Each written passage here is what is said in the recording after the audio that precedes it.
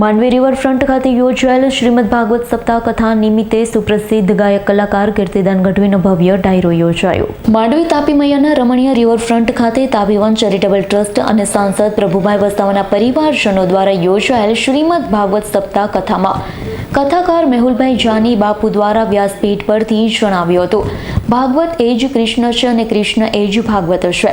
જેના જીવનમાં ભક્તિ નથી તેની કોઈ હસ્તી નથી, ભક્તિ એટલી સસ્તી નથી અને ભક્તિ વિના મસ્તી નથી। અનેકના જીવનમાં ઉતારવા લાયક હૃદયસ્પર્શી દ્રષ્ટાંતો રજૂ કરી શ્રોતાજનોને ભક્તિ રસમાં તરબોળ કર્યા। તારીખ 29/11/2024ના રોજ સાંસદ પ્રભુભાઈ વસાવા, મિહિરભાઈ વસાવા તેમજ તેમના પરિવાર દ્વારા સુપ્રસિદ્ધ કલાકાર કીર્તિદાન ગઢવીનો ભવ્ય ડાયરો યોજવામાં આવ્યો હતો। સુપ્રસિદ્ધ ગાયક કલાકાર કીર્તિદાન ગઢવીએ ભજન સંધ્યામાં ખૂબ જ સુંદર ભજનનું રસપાન કરાવ્યું હતું। ડાકોરના ઠાકોર તારા બંધ દરવાજા ખોલનું ભજન રજૂ કરી ઉપસ્થિત જનોને ભક્તિરસમાં તરબોળ કરી ટોલાવી મૂક્યા। ભક્તિરસમાં ભાવવિભોર બન્યા હતા। ડાયરામાં કીડિયારોની જેમ માનવ મહેરામણ ઉમટી પડ્યું। આ પ્રસંગે માંડવીનગર તથા દૂર દૂરથી ઉપસ્થિત રહી કથા શ્રવણ કરનાર શ્રોતાજનોનો સાંસદ પ્રભુભાઈ વસાવા, મિહિરભાઈ વસાવા દ્વારા સૌનો આભાર માન્યો હતો।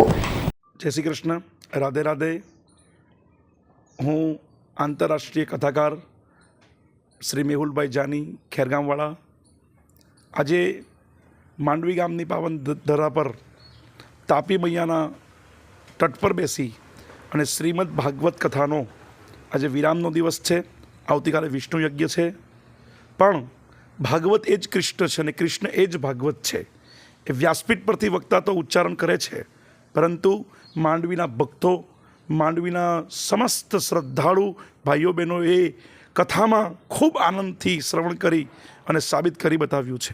ખરેખર કથાના મુખ્ય યજમાન, મુખ્ય મનોરથી આપણા બારડોલીના સાંસદ શ્રી પ્રભુભાઈ વસાવા સાહેબ તથા મિહિરભાઈ વસાવા તથા એમનો સમસ્ત પરિવારને આ ભાગવતનો વિચાર આવ્યો એટલે સ્વયં હું કહી શકું કે કૃષ્ણની કૃપા હોય એને જ ભાગવતનો વિચાર આવે। રિવરફ્રન્ટ પર તાપી મૈયાની તટ પર પ્રથમવાર આવું ભાગવતનું આયોજન કર્યું છે, એ બદલ વસાવા પરિવાર તથા પ્રભુભાઈને ખૂબ ખૂબ અભિનંદન। ગઈકાલે રાત્રે વિશ્વવિખ્યાત ભજનીક, જેમણે America, London, Australia, Canada, France, Fiji તમામ ગોરિયાઓના હૃદયમાં પણ ભજન શબ્દ મૂકી દીધો છે, એવા કીર્તિદાનભાઈ ગઢવીનો પણ કાલે ભવ્ય કાર્યક્રમ ભજન સંધ્યા યોજાઈ। ખૂબ મોટી સંખ્યામાં ભક્તોએ હાજરી આપી। આજે સુદામા ચરિત્ર અને કથાના વિરામ અપાશે અને આવતીકાલે વિષ્ણુ યજ્ઞનું આયોજન પ્રભુભાઈ વસાવા સાહેબના યજમાન પદે થઈ રહ્યું છે। બસ મારે એટલો સંદેશો આપવો છે કે જેના જીવનમાં ભક્તિ નથી એ જીવનની કોઈ હસ્તી નથી, ભક્તિ એટલી સસ્તી નથી અને ભક્તિ વિના મસ્તી નથી।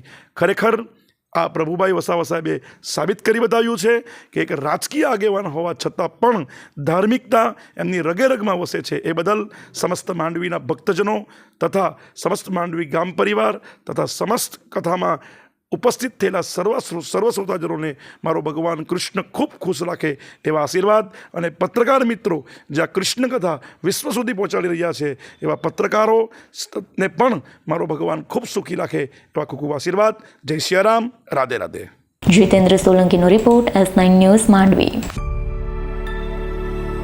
અમારી તમામ માહિતીથી અપડેટ રહેવા માટે જોડાયેલા રહો S9 ન્યૂઝ સાથે।